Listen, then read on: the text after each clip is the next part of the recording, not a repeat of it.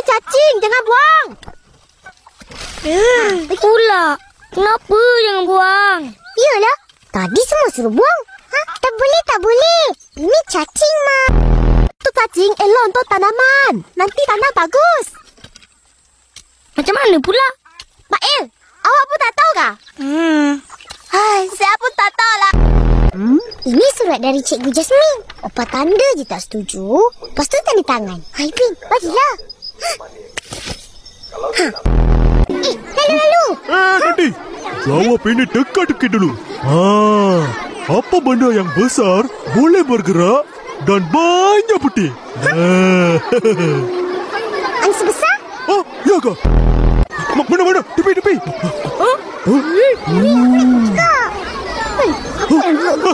Tipu saya. Mana angsa besar? Kita orang lupa, Kak. Cikgu suruh bawa cawan hari ni. Bawa cawan? Untuk apa?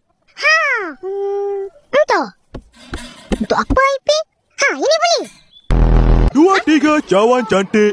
Saya punya lagi cantik. Ini kolej. 2, 3 kolej. Boleh? Siapa sini suka makan gula-gula? Esok, Doktor. Aiskrim. Esok, Doktor. Coklat. Intan payung. Siapa intan payung? Alah.